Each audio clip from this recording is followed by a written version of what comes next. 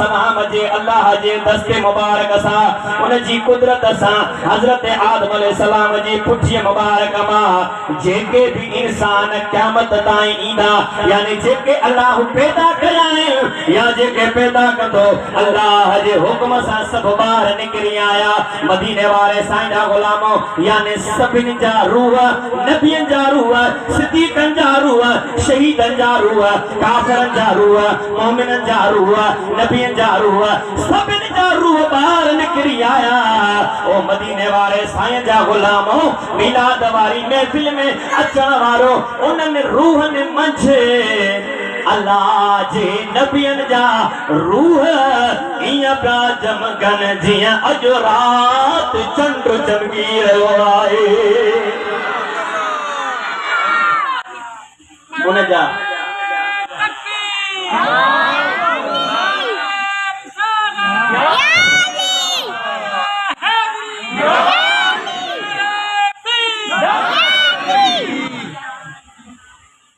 उन्हनि में ईमान वारनि जा रूह अहले ईमान वारनि जा रूह ईअं पिया चमकन जीअं खीर ॾिसंदा आहियो ऐं उन जे अंदरि कटरू ॻाल्हायो जो नथा ॻाल्हायो जो सुभान अल्लाह उन्हनि जे अंदरि मिलाद जे इनकारनि जा हुज़ूर जे सहाबा जे गुस्ताखनि जा काफ़िरनि जा ऐं मुनाफ़िक़नि जा तज़किरतुल अंबिया वारे लिखियो आहे इएं पिया उन्हनि जा चेहरा हुया जीअं कारो तओ हींअर कारो तओ आहे कारे तए वांगे उन जा ईअं मुंहं पिया नज़र अचनि मदीने वारे साईं जा गुलामो अल्लाह तबारक व तआला हाणे सभिनी खे गॾु करे रब पियो बुझा करे ने अलस्तु बिरब्बिकुम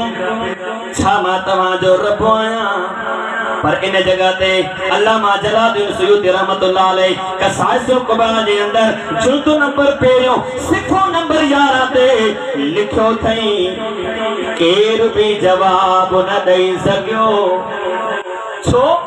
इन जे करे अल्लाह जे ॻाल्हाइण में और रब जे ॻाल्हाइण में एॾो तदबो हो एॾी त दाशत हुई एॾी त हेबत हुई को बि न पियो ॻाल्हाए सघे के जे रूह मां लफ़्ज़ न पियो निकिरी सघे सिर्फ़ इहो न पियो निकिरी सघे त कालू भला तूं असांजो रब को न पियो चई सघे अल्लामा जलालुद्दीन लिखियो आहे सभु चुप थी विया थोरो ॻाल्हाए थी वया जवाब केर दे केर जे मेरे पकरीब थे सभिनी मदा त है पता छाइजी वई सब खामोश थी वया अल्लामा जलालुद्दीन लिखियो सुन्नी मुबारक थई मिलाद मचण वाला मुबारक थई सोनो दिलबर नबी भी उन्हनि रूहन में हुयो मिलाद वारो आका भी हुयो मुझे दिलबर नबी चयो ओ मुझा हजरत साईं जलालुद्दीन लिखियो कान मुहम्मद सल्लल्लाहु अलैहि वसल्लम अव्वल मन क़ाल भला सोने लिखियो त पहिरियों अल्लाह के जवाब ॾियण वारी मिलाद वारी ज़ात मिलाद वारो आका मदीने वारो साईं हुयो चई त ओ मुझा मालिक तू असांजो रब तू ही पैदा कंदड़ ज़ात आहीं हाणे न जॾहिं मदीने वारे साईं चयो तू ही असांजो रब त जेके न ॿिया साईं मलाइका बीठा हुआ ॿिया रूह जेके बीठा हुआ उन्हनि रूहनि हज़रत आदम खां वठी हज़रत ईसा ताईं मोमिन काफ़िर सभु मौजूद हुया पोइ सभिनी चयो त ए मुंहिंजा मालिक तूं असांजो रब पहिरियों जवाब न पिया ॾेई सघनि त दिल पर नबीअ ॿीठे कमु उथारियनि मन पतो पयो इन जगह ते दियो बंदिन जे वॾे आलम अशरफ अली थानवी लिखियो अथव वञी पढ़ी ॾिसो लिखियो अथई त इन वक़्त बि मदीने वारो साईं मौजूद हुयो ओ अदा मन साबित थी वियो पोयां मञनि न मञनि पर साबित थी वियो मुस्तफा जो नूर भी मौजूद हुयो महबूब पाण मौजूद ॾिनो हुयो जे पाण मौजूद न हो त मुला जे जवाब ॾिनो हाँ